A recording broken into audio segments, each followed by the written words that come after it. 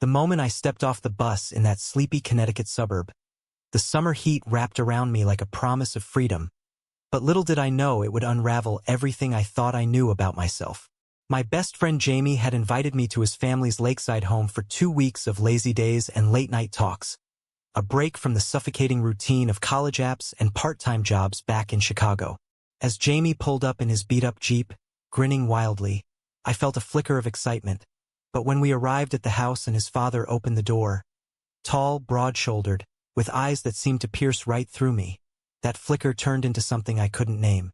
Mr. Thompson, David, as he insisted I call him, shook my hand with a firmness that lingered a second too long, his gaze steady and warm. Alex, right? Jamie's told me all about you. Make yourself at home. His voice was deep, resonant, carrying the weight of someone who'd seen more of life than he let on. Jamie rolled his eyes, muttering about how his dad was overly welcoming. But I couldn't shake the unease mixed with intrigue. Why did my heart race like that? I'd never felt this way around anyone, let alone a man twice my age. As we settled in, Jamie dragged me to the backyard for a swim in the lake, but my mind kept drifting back to David, chopping wood by the shed, his shirt clinging to his back in the sun. Stop it, Alex, I told myself inwardly, pushing the thought down deep. You're here for Jamie, not to complicate things with stupid fantasies. That first evening, over a barbecue dinner on the deck, the conversation flowed easily at first. Jamie talked about his plans to backpack through Europe after graduation, his enthusiasm infectious. David listened intently, occasionally interjecting with stories from his own youth, adventures in the Navy that painted him as a man of quiet strength. But as the sun dipped below the horizon, casting long shadows, I caught David watching me across the table. So, Alex, what about you? Any big dreams? He asked, his tone casual but probing. I stammered something about wanting to study journalism, to uncover truths people hid from the world. He nodded, a small smile playing on his lips. Truth can be dangerous, he said softly, but it's worth the risk. The words hung in the air, and I felt exposed, as if he saw the secrets I'd buried even from myself, the confusion about my sexuality that I'd never voiced aloud. Later, as Jamie crashed early from jet lag he didn't have, I wandered the house alone, insomnia gripping me. The living room was lined with bookshelves, filled with classics and naval history tomes. I picked up a worn copy of Moby Dick, flipping through pages, when David appeared in the doorway holding 2 glasses of whiskey. Can't sleep? He asked, offering one. I hesitated. I'm only 19 after all, but took it, the burn steadying my nerves. We sat on the couch, talking about everything and nothing. The stars over the lake, the pressure of expectations from family. Jamie's mom passed when he was young, David confided suddenly, his voice cracking just a fraction. I've tried to be both parents, but it's never enough. The vulnerability in his eyes pulled at me, stirring an empathy that bordered on something more. Why am I drawn to him? I wondered, my pulse quickening. Is this just admiration? Or is it the thing I've been afraid to admit? The next few days blurred into a routine of hikes, video games with Jamie, and stolen glances at David. He was a contractor, working from home that summer, and his presence filled the house like a constant hum. One afternoon, while Jamie was out grabbing groceries, I found myself in the garage helping David fix an old boat engine. His hands, calloused and sure, brushed mine as he passed a wrench, and time seemed to freeze. You're good with your hands, he said, meeting my eyes. The air thickened, charged with unspoken tension. I pulled away, muttering an excuse, but inside, turmoil raged. What if Jamie notices? What if this is all in my head? The conflict gnawed at me, a secret I couldn't share, amplifying the isolation I'd felt for years. By the end of that week, the summer vacation I'd anticipated as escape felt like a trap, pulling me toward a truth I wasn't ready to face. As the days stretched on, the undercurrent between David and me grew impossible to ignore, a silent storm brewing beneath the surface of our shared meals and casual outings. Jamie, oblivious in his easygoing way, planned a bonfire night with some local friends, but I found excuses to linger behind, my mind a whirlwind of doubt and desire. Why him? I questioned myself relentlessly in the quiet hours before dawn. He's Jamie's dad, stable, experienced, everything I'm not. The age gap alone screamed wrongness. Yet his quiet confidence drew me in, a magnetic pull that challenged every norm I'd internalized from a conservative upbringing. One evening, after Jamie headed to a party in town, David and I ended up on the dock, feet dangling over the water. The lake mirrored the twilight sky, but my focus was on him, the way he spoke of his regrets. Staying closeted during his Navy days, marrying Jamie's mom to fit society's mold. I loved her in my way, he admitted, staring at the horizon. But I hid who I was for so long, it nearly destroyed me. His confession hit like a wave, mirroring my own buried fears. I dated girls in high school, convinced it was just a phase. But here, under the stars, the truth clawed its way out.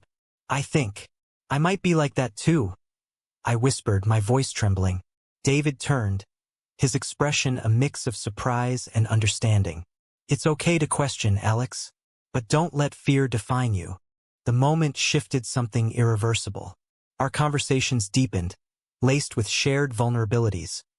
My strained relationship with my absent father, his guilt over not being open sooner with Jamie. Yet, guilt shadowed every interaction.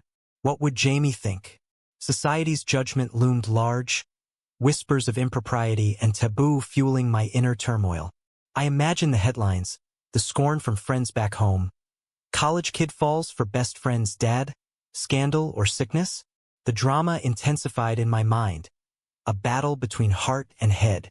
David sensed it, pulling back slightly, but the tension only heightened, making every glance electric. Midway through the second week, a storm rolled in, confining us indoors. Jamie, bored, suggested a movie marathon. But as the rain pounded the roof, he dozed off midway. David and I sat in the dim light, the film forgotten. This is complicated, he said finally, his hand inches from mine. You're young, Alex. You have your whole life. But his eyes betrayed longing, mirroring my own. I leaned closer, heart pounding, but stopped short, the weight of betrayal crashing down. If I cross this line, everything shatters. The internal conflict raged, tearing at me. Desire versus loyalty, self-discovery versus self-destruction. That night, alone in my room, I paced, questioning my worth. Am I selfish for wanting this, or brave for acknowledging it? The next morning brought clarity and chaos. Jamie noticed my distraction, probing gently. You okay, man? You've been weird. I brushed it off, but the lie sat heavy, amplifying the drama. David avoided me during breakfast, his regret palpable. Yet, by afternoon, we found ourselves alone again, drawn like moths to flame. We can't ignore this, he said, voice low. The admission unleashed a flood of emotions. Fear, excitement, shame. Society's expectations pressed in. Gay relationships were one thing, but this, age, power dynamics, familial ties, it was a minefield of controversy. My mind spun with what-ifs. What if Jamie finds out? What if this ruins us all? The stakes rose, the emotional intensity building like the storm outside, leaving me breathless and conflicted. The revelation hit harder than I anticipated, fracturing the fragile peace we'd built in stolen moments. It started innocently, a hike through the woods where David and I lagged behind Jamie, our hands brushing in the underbrush. But when Jamie turned back unexpectedly, catching the lingering look between us, suspicion flickered in his eyes. What's going on with you two? He asked later that evening, cornering me in the kitchen. His tone was light, but the undercurrent of hurt cut deep. I denied it, of course, but the lie burned, fueling an inner monologue of self-reproach. How could I betray my best friend like this? The drama escalated, my heart a battlefield of loyalty and longing. David felt it too, his composure cracking. That night, as Jamie slept, we met in the study, whispers urgent. We have to stop, he said, but his hand on my shoulder said otherwise. The pull was intoxicating, yet poisoned by guilt. I can't hurt him, I replied, voice breaking. Memories flooded me. Years of friendship with Jamie, sleepovers and secrets shared. Now I was the secret, the potential destroyer. Society's lens amplified the turmoil. Intergenerational gay relationships sparked debates on consent, exploitation, power imbalances. Was I being manipulated? Or was this genuine? The questions tormented me, each one a dagger to my resolve. The next day brought confrontation. Jamie overheard a hushed argument between David and me, fragments of confession slipping out. "Dad? Alex?" He burst in, face pale. The room froze, emotions raw. David stepped forward, voice steady despite the tremor. "Son, there's something I need to tell you. I've been hiding who I am for too long." He came out then, the words hanging heavy, but the revelation of our connection followed, tentative and tearful. Jamie's reaction was a storm, shock, anger, betrayal. "How could you? Both of you?" He stormed out, leaving us in silence. Inside, I shattered. This is my fault. I pursued this, blind to the fallout. Hours later, Jamie returned, demanding explanations. The conversation was brutal, laced with accusations. "You're like a brother to me, Alex. And Dad, you raised me alone. This feels wrong." David defended us, arguing for understanding. But Jamie's pain was palpable, rooted in loss. His mother's death, his father's hidden life. "You think society's okay with this? People will talk, judge us all." The societal conflicts erupted. Homophobia in small towns, generational divides, the ethics of such a bond. My inner voice screamed, "Am I worth this destruction?" The drama peaked, emotions swirling in a vortex of regret and defiance. As night fell, reconciliation flickered. Jamie, after cooling off, admitted his own struggles with acceptance. "I want you both happy, but it's hard." Tears flowed, bonds tested to breaking. Yet, in the vulnerability, a tentative understanding emerged. But doubt lingered in me. Have I irreparably damaged everything? The intensity of the moment left me raw, the weight of choices crushing. The aftermath of Jamie's discovery plunged us into a deeper abyss of emotional chaos, where every word carried the potential for healing or harm. Mornings became tense, breakfast silent as Jamie grappled with the revelation, his eyes darting between David and me like accusations. "I need time," he said one day, voice strained, before heading out alone. Left behind, David and I confronted our own demons. Was this inevitable? I whispered, my mind a torrent of self-doubt. Society's shadows loomed larger now. Whispers of scandal in our quiet suburb, the judgmental stares I imagined from neighbors. Gay love was progressing, but it invited controversy, debates on morality and maturity that twisted my insides. David's guilt mirrored mine, his confessions pouring out in late-night talks. "I should have protected you both," he admitted, head in hands, but his touch, gentle on my arm, reignited the fire, complicating the remorse. Why can't I let go? I agonized inwardly. The age difference fueled endless internal debates. Was I seeking a father figure or true connection? Psychologists would dissect this, labeling it unhealthy, yet it felt profoundly real.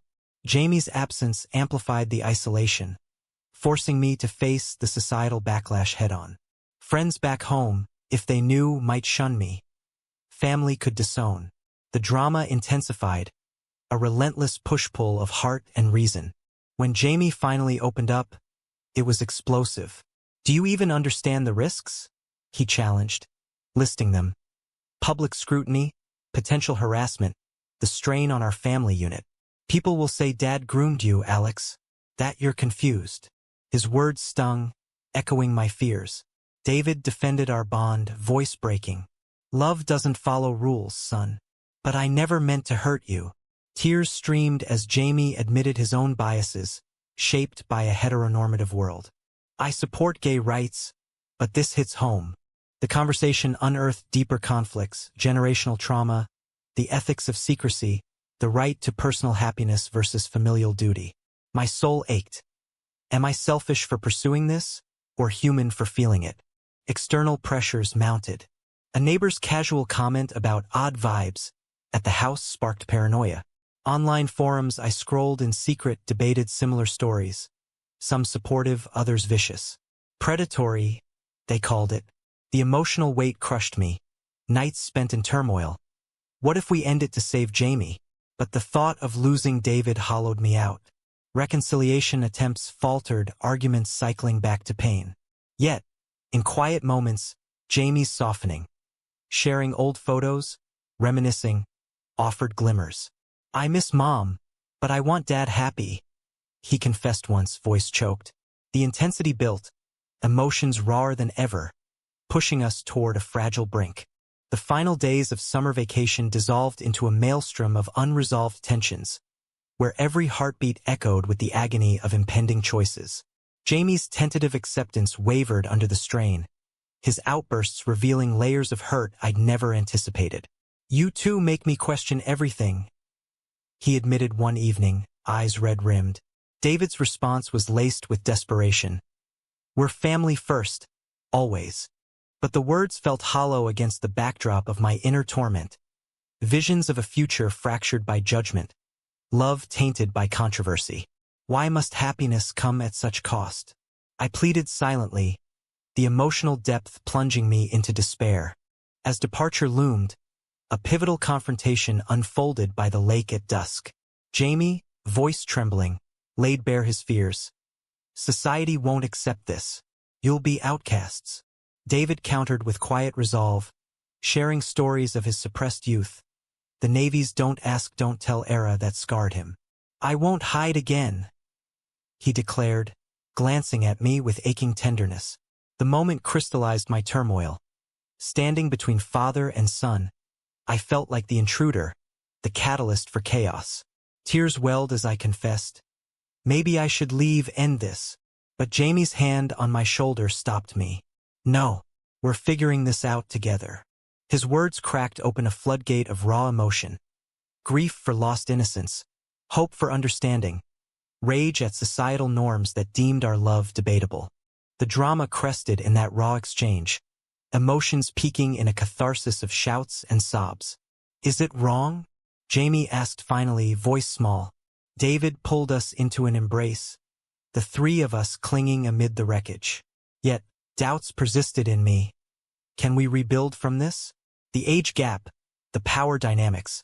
They invited endless scrutiny, fueling online debates I'd glimpsed. Consensual or coercive? My heart screamed for validation, but reason whispered caution. As I packed my bags, the weight of it all nearly broke me.